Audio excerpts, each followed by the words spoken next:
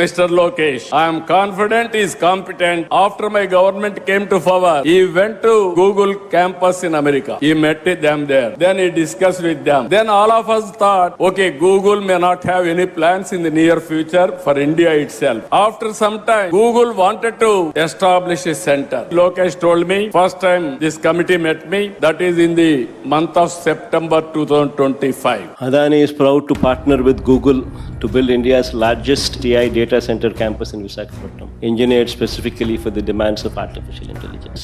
గతంలో 300 మెగావాట్ల data centre కోసం 190 ఎకరాలను విశాఖపట్నంలో, మధురవాడలో 130 ఎకరాలు, కాపులపాడులో 60 ఎకరాలు అదానికి వైఎస్ఆర్సీపీ కేటాయించడం, అక్కడ ఫౌండేషన్ స్టోన్ వేయడం జరిగింది.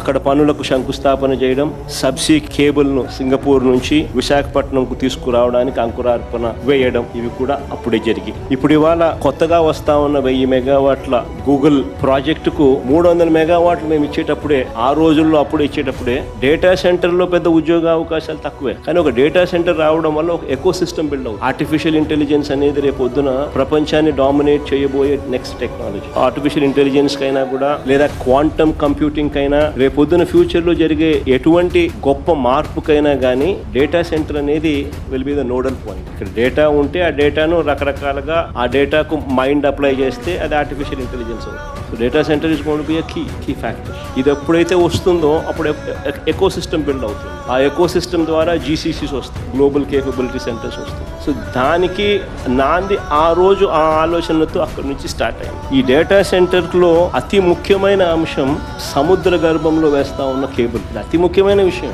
Subsea cable. సింగపూర్ విశాఖపట్నం 3900 కిలోమీటర్లు. ఈ 3900 కిలోమీటర్ల మేర వైజాగ్ కేబుల్ వేయాలా. అదానీ డేటా సెంటర్ ఏర్పాటులో భాగంగా ఈ కేబుల్ తీసుకొని రావాలి.